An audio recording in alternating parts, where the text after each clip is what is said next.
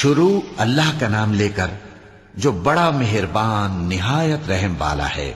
الف لام را، یہ ایک پر نور کتاب ہے، اس کو ہم نے تم پر اس لیے نازل کیا ہے کہ تم لوگوں کو اندھیروں سے نکال کر روشنی کی طرف لے جاؤ، یعنی ان کے پروردگار کے حکم سے عزت والے خوبیوں والے مالک کے راستے کی طرف، یعنی اس اللہ کے راستے کی طرف کہ جو کچھ آسمانوں اور زمین میں ہے سب اسی کا ہے۔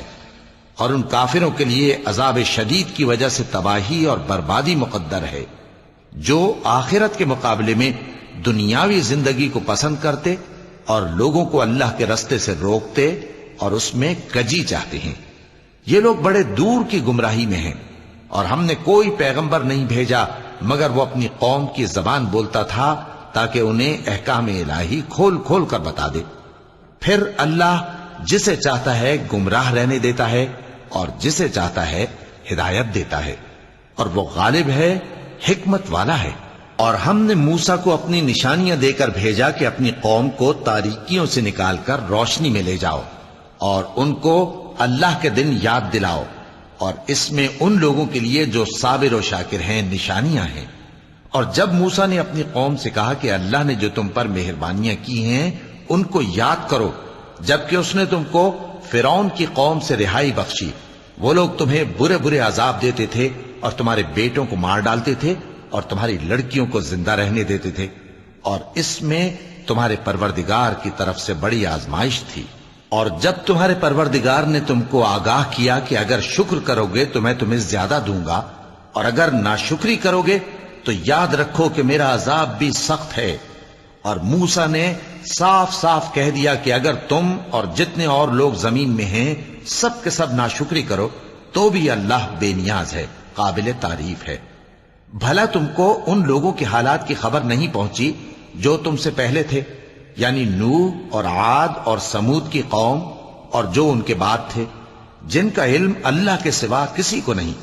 جب ان کے پاس ان کے پیغمبر نشانیاں لے کر آئے تو انہوں نے اپنے ہاتھ ان کے منہوں پر رکھ دیے کہ خاموش رہو، اور کہنے لگے کہ ہم تو تمہاری رسالت کو تسلیم نہیں کرتے، اور جس چیز کی طرف تم ہمیں بلاتے ہو ہم کو اس میں بھاری شک ہے۔ ان کے پیغمبروں نے کہا کیا تم کو اللہ کے بارے میں شک ہے جو آسمانوں اور زمین کا پیدا کرنے والا ہے؟ وہ تمہیں اس لیے بلاتا ہے کہ تمہارے گناہ بخشے اور ایک مدت مقرر تک تم کو مہلت دے۔ وہ بولے کہ تم تو ہمارے ہی جیسے آدمی ہو، تمہارا یہ منشا ہے کہ جن چیزوں کو ہمارے بڑے پوجتے رہے ہیں ان کے پوجنے سے تم ہمیں روک دو، تو اچھا کوئی کھلی دلیل لاؤ، یعنی معجزہ دکھاؤ۔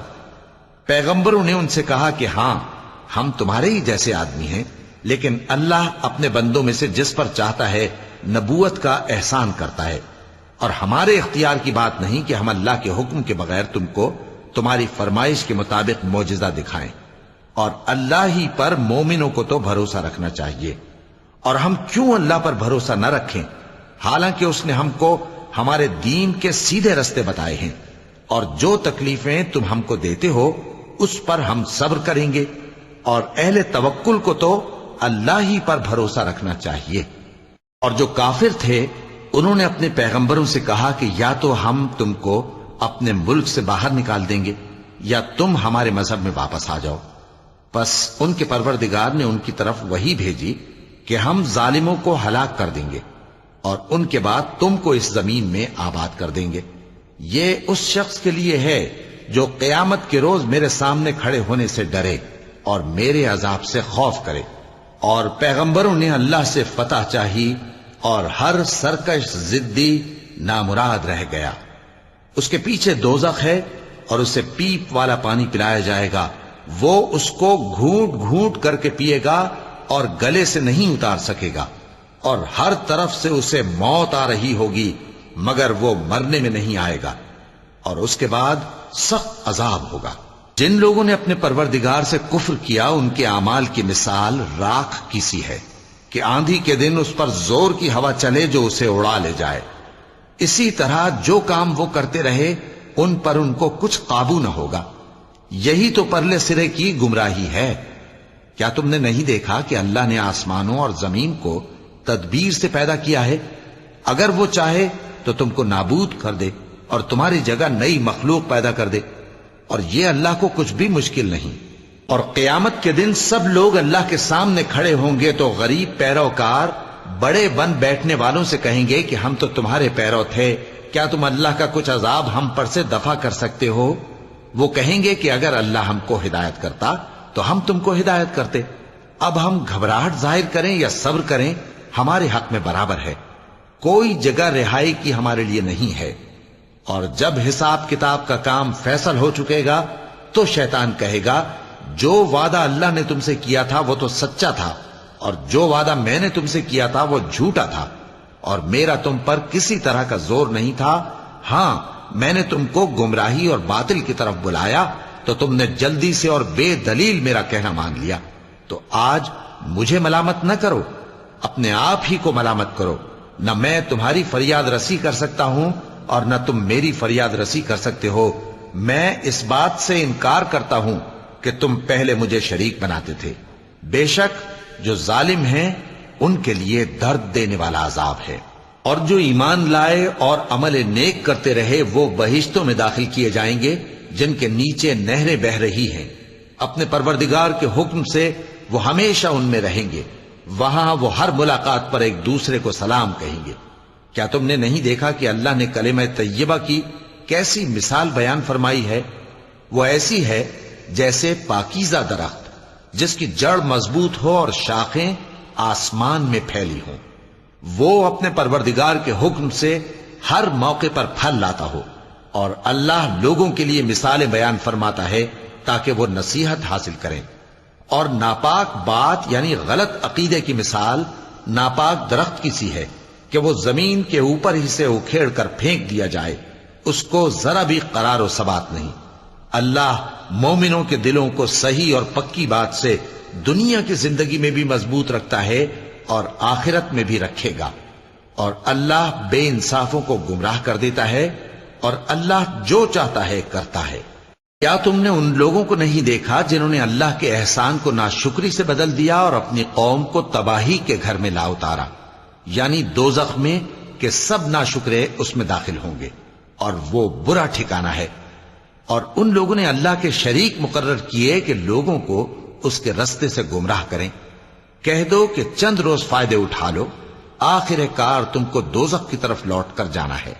اے پیغمبر، میرے مومن بندوں سے کہہ دو کہ نماز پڑھا کریں، اور اس دن کے آنے سے پیشتر جس میں نہ اعمال کا سودا ہوگا اور نہ دوستی کام آئے گی، ہمارے دیے ہوئے مال میں سے پوشیدہ اور علانیہ خرچ کرتے رہیں۔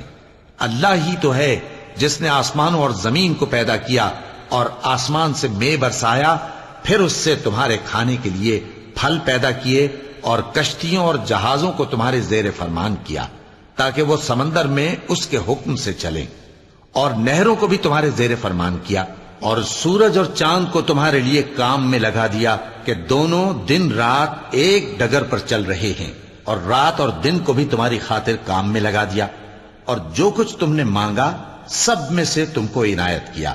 اور اگر اللہ کے احسان گننے لگو تو شمار نہ کر سکو، مگر لوگ نعمتوں کا شکر نہیں کرتے۔ کچھ شک نہیں کہ انسان بڑا بے انصاف ہے، ناشکرا ہے۔ اور جب ابراہیم نے دعا کی کہ اے میرے پروردگار، اس شہر کو لوگوں کے لیے امن کی جگہ بنا دے، اور مجھے اور میری اولاد کو اس بات سے کہ بتوں کی پرستش کرنے لگیں بچائے رکھیو۔ اے پروردگار، انہوں نے بہت سے لوگوں کو گمراہ کیا ہے، سو جس شخص نے میرا کہا مانا وہ میرا ہے، اور جس نے میری نافرمانی کی تو بخشنے والا ہے، مہربان ہے۔ اے پروردگار، میں نے اپنی اولاد ایک وادی میں جہاں کھیتی نہیں، تیرے عزت و ادب والے گھر کے پاس لا بسائی ہے۔ اے پروردگار، تاکہ یہ نماز پڑھیں، سو تو لوگوں کے دلوں کو ایسا کر دے کہ ان کی طرف جھکے رہیں، اور ان کو میووں سے روزی دیتے رہنا تاکہ تیرا شکر کریں۔